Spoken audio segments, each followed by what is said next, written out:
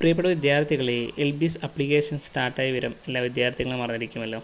Okay, അപ്പോൾ അതിൻ്റെ അവസാന ഡേറ്റ് വരുന്നത് ജൂൺ 7-ാം തീയതിയാണ്. അതേ തുടർന്ന് വിദ്യാർത്ഥികൾ ഒട്ടനവധി സംശയങ്ങളും ചോദിക്കുന്നുണ്ട്. എന്തെന്നാൽ നമ്മുടെ +2 റിസൾട്ട് വന്നിട്ടില്ല, അപ്പോൾ അപ്ലൈ ചെയ്യാമോ? അപ്ലൈ ചെയ്യാം.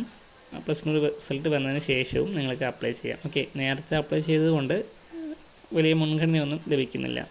ഓക്കെ, തുടർന്ന് നമ്മുടെ കോളേജ് ഓപ്ഷൻ നൽകുന്ന കാര്യമാണ് വിദ്യാർത്ഥികൾ ചോദിക്കുന്നത്.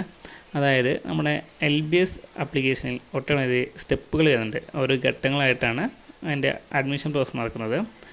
അതായത് കോളേജിലേക്ക് അപ്ലിക്കേഷൻ അല്ലെങ്കിൽ ഓപ്ഷൻ വയ്ക്കാനുള്ള സമയം വരുന്നതേ ഉള്ളൂ.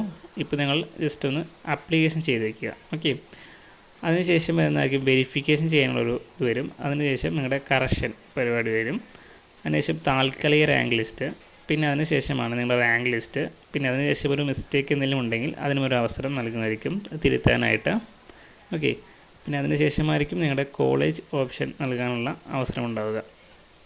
അതേ തുടർന്ന് trial allotment, first allotment, second allotment, അങ്ങനെ റാങ്ക് ലിസ്റ്റിന് പ്രകാരം വിദ്യാർത്ഥികളെ സെലക്ട് ചെയ്യുന്നതായിരിക്കും. ഓക്കെ, ഇനി വിദ്യാർത്ഥികൾ ചോദിക്കുന്നുണ്ട്, കേരളത്തിൽ ലഭിച്ചാൽ എത്ര ഫീസ് വരുമെന്ന്.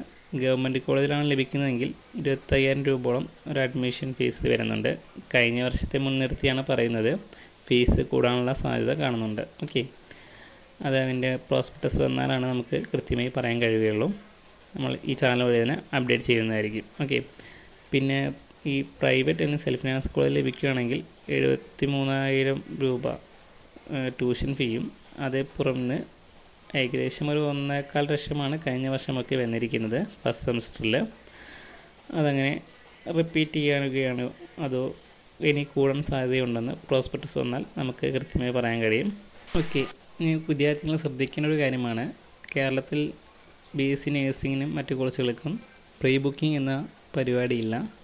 അങ്ങനെ ആരെങ്കിലും ഡൊണേഷൻ വാങ്ങി അഡ്മിഷൻ നൽകാമെന്ന് പറയുന്നുണ്ടെങ്കിൽ അത് ഫേക്കാണെന്ന് വിദ്യാർത്ഥികൾ ശ്രദ്ധാപൂർവം മനസ്സിലാക്കേണ്ടതാണ്.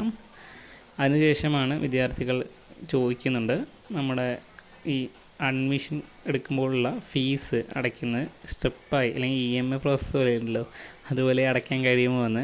അങ്ങനെ കേരളത്തിൽ അവസരം നൽകുന്നില്ല.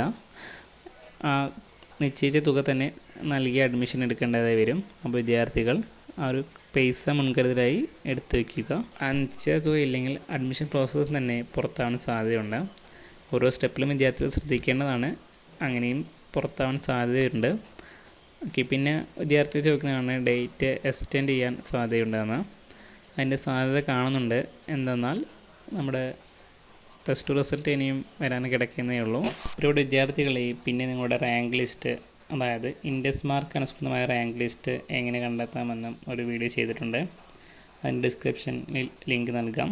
പിന്നെ അതോടൊപ്പം BSc നേഴ്സിംഗ് അല്ലാതെ ഏതെല്ലാം പാരാമെഡിക്കൽ കോഴ്സുകളിലേക്ക് LBS അപ്ലൈ ചെയ്യാമെന്നും പറഞ്ഞിട്ടൊരു വീഡിയോ ചെയ്തിട്ടുണ്ട്. അതൊന്ന് നോക്കിക്കോളൂ. ഇൻഡെക്സ് മാർക്ക് PNC മാക്കും AMC SFNCKയിൽ വ്യത്യാസപ്പെട്ടിരിക്കുന്നു. എല്ലാ വിദ്യാർത്ഥികളും കണ്ടിരിക്കുക. Thank you for watching.